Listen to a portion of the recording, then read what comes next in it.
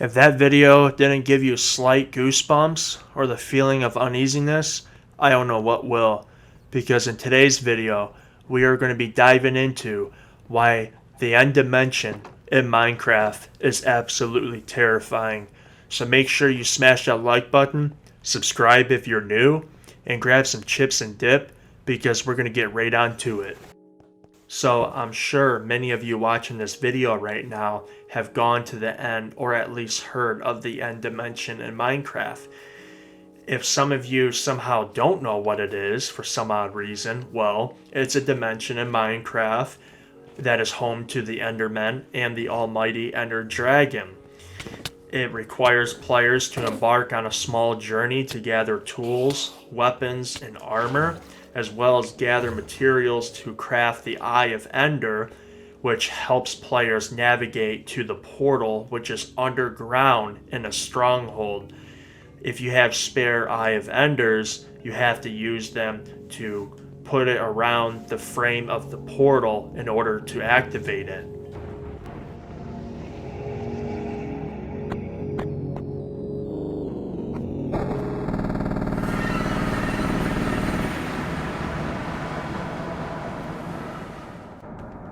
So you're probably asking, what's so terrifying about the end?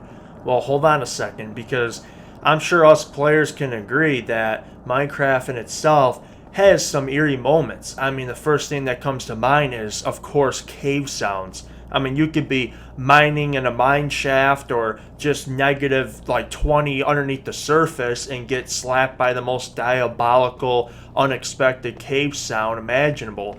And even recording this video, I was haunted by a few of them.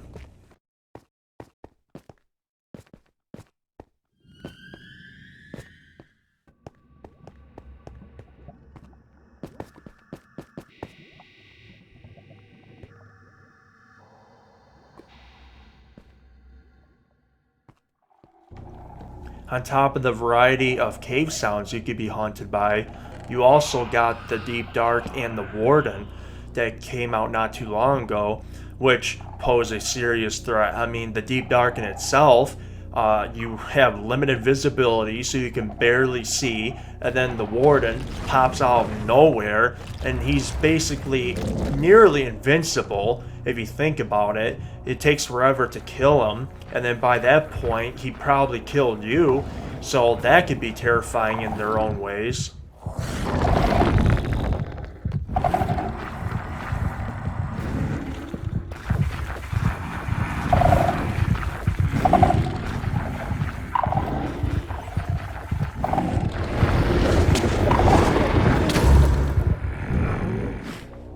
The last eerie point I wanted to mention, this dates back some time, of course, back in 2010 and 11 and 12 when Minecraft was ramping up, is of course the man, the myth, the legend himself, Herobrine. And whether you believe in him or not, I'm sure just by seeing this picture, if that was you, if you put yourself in this person's shoes and just imagine that you're playing a single player world, minding your own business, just trying to play some generic Minecraft survival and coming across a Steve-like figure with white eyes staring you down, that would be pretty terrifying. I'm not gonna lie.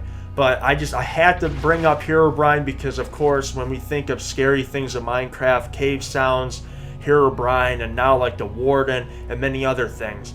But let's get back onto why the end is probably the most terrifying, and I'm going to kind of give you the rundown of why I think that. Once you go inside the portal, come out the other side, what's the first thing you notice? Well, for me, it was the fact that this dimension doesn't have a floor or doesn't have, walls or like really a ceiling. It's just a floating island surrounded by nothingness. And I feel like that's one of the big points. Now I'm going to expand on that here in a minute. But of course you got the Endermen littered around the island and the Ender Dragon flying around. So of course you want to kill the Ender Dragon, pretty much, quotations, beat the game. And then see the Ender Dragon just evaporate in front of your eyes and give you like a ton of XP.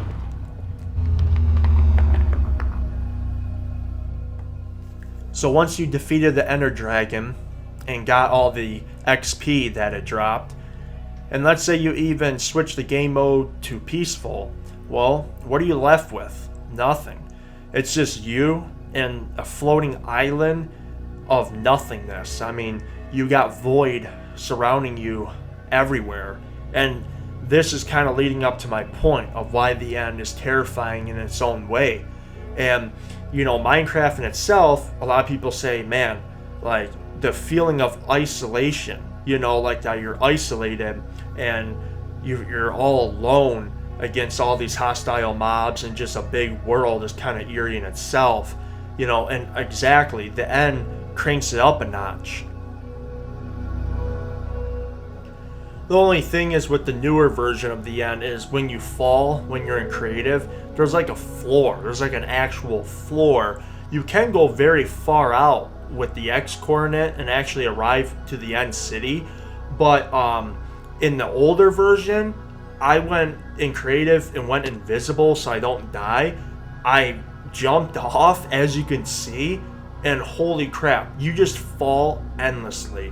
And like to the point where the island becomes a shadow and then disappears, and you're just falling in endless amounts of void and emptiness.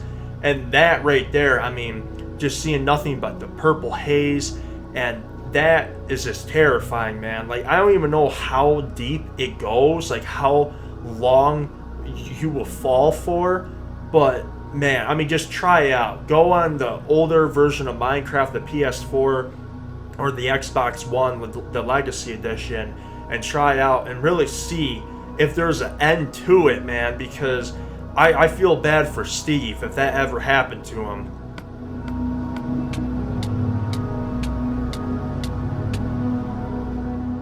Another quick point I wanted to add was the differences of the skyboxes for the end when it comes to the Legacy Edition and the Bedrock Edition of Minecraft. The Legacy Edition I favor more, maybe because it's, you know, I've been playing Minecraft since 2010, but that purple haze look that you're seeing, I don't know, it's just so distinct to me, you know, when it comes to arriving to the end. Like, it just belongs in the end. I'm not hating on the newer version, you know, the Bedrock Edition. I think the darker tone gives it more of like an outer space feel, and that's okay too, because it seems like you're just an astronaut floating, you know, far from home. And let's say like what you're seeing here, like you're just floating away from the island, and the island slowly disappearing, and yeah, you're just being swallowed up by the void basically, you know, and you're screwed, you know. So both editions kind of have their own different vibe to it when it comes to the skybox. I just personally like the Legacy Edition, but comment down below what edition skybox you guys like more, the purple kind of haze vibe or the darker tone that the Bedrock Edition has.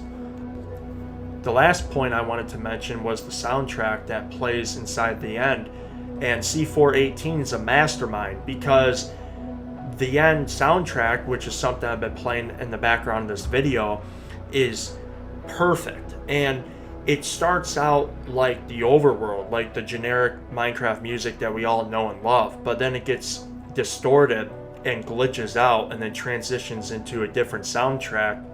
And I feel, you know, maybe I'm putting too much into it, but I feel that right there is perfect, because it's like the end dimension was once a overworld filled with life, trees, biomes, you know, your lovely Minecraft world, but then it got corrupted and lost in time, and now it's just gone. It's nowhere to be found, and that's why I feel like it shouldn't be something you should be exploring, and it's lost into endless void, you know, just stretching on forever.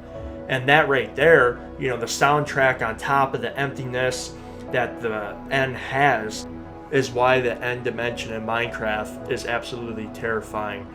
So comment down your thoughts. I want to hear you guys. And I mean, do you guys agree with my points, with it being, you know, just the sheer loneliness that you feel being in the end dimension, and just how you can fall off forever and then all your items are gone forever? the soundtrack and just the overall atmosphere that the end has. Do you guys agree with me? So comment down below, and also let me know if you guys want to see more of these kind of videos of deep dives, more commentary based. But anyway, I hope you enjoy. Make sure you guys smash that like button, subscribe if you're new, and I'll see you in the next one. Peace out.